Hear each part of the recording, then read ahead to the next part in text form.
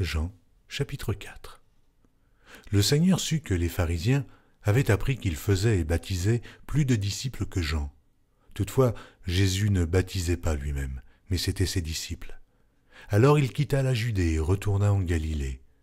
Comme il fallait qu'il passât par la Samarie, il arriva dans une ville de Samarie nommée Sichar, près du champ que Jacob avait donné à Joseph, son fils.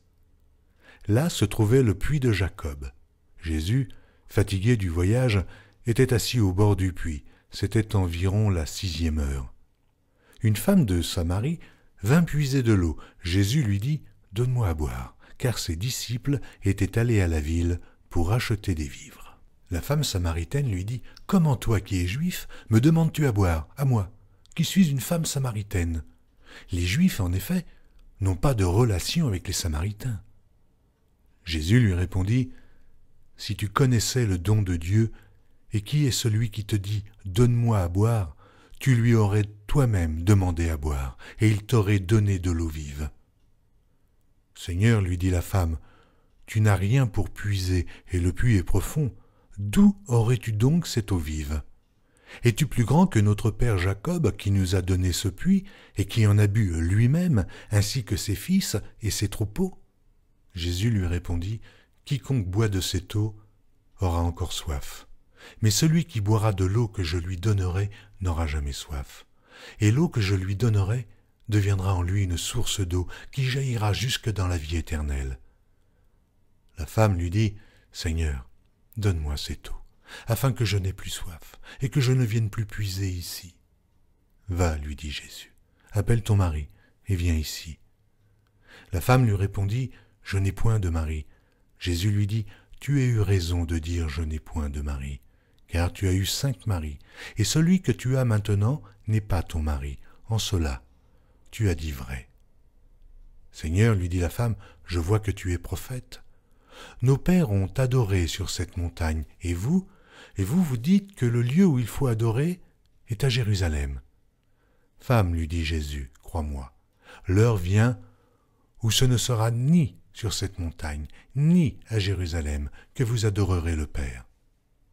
Vous adorez ce que vous ne connaissez pas. Nous adorons ce que nous connaissons, car le salut vient des Juifs. Mais l'heure vient, et elle est déjà venue, où les vrais adorateurs adoreront le Père en esprit et en vérité, car ce sont là les adorateurs que le Père demande. Dieu est esprit, et il faut que ceux qui l'adorent en esprit et en vérité. La femme lui dit, « Je sais que le Messie doit venir, celui qu'on appelle Christ. Quand il sera venu, il nous annoncera toutes choses. » Jésus lui dit, « Je le suis, moi qui te parle. » Là-dessus arrivèrent ses disciples qui furent étonnés de ce qu'il parlait avec une femme. Toutefois, aucun ne dit « Que demandes-tu » ou « De quoi parles-tu avec elle ?»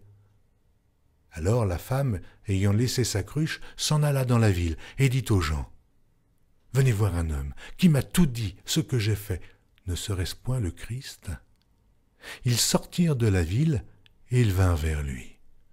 Pendant ce temps, les disciples le pressaient de manger, disant « Rabbi, mange !»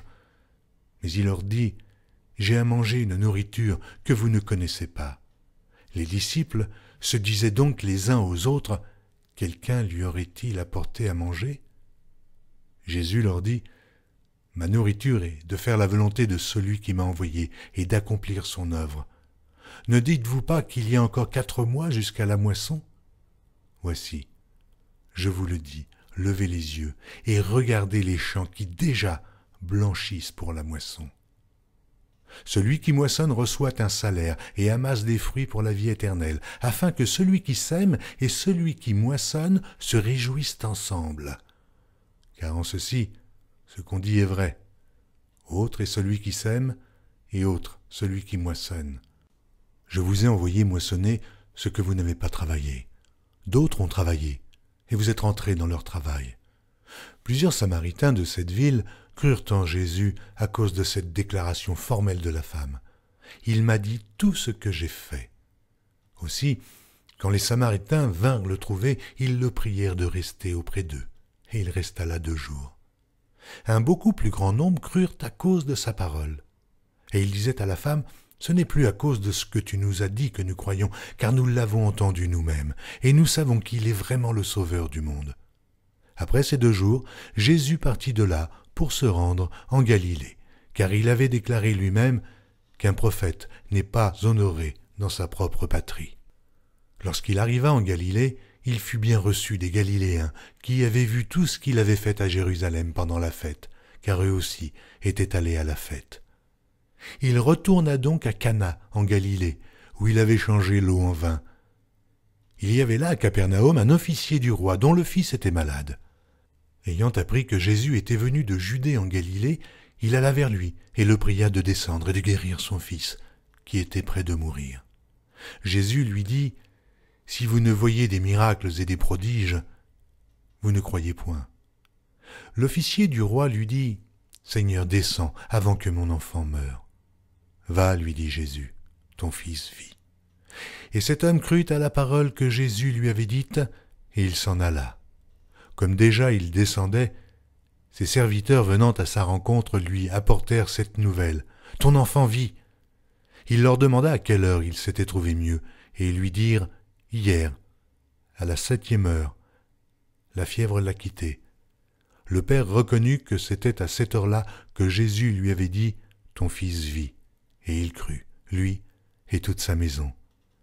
Jésus fit encore ce second miracle lorsqu'il fut venu de Judée en Galilée.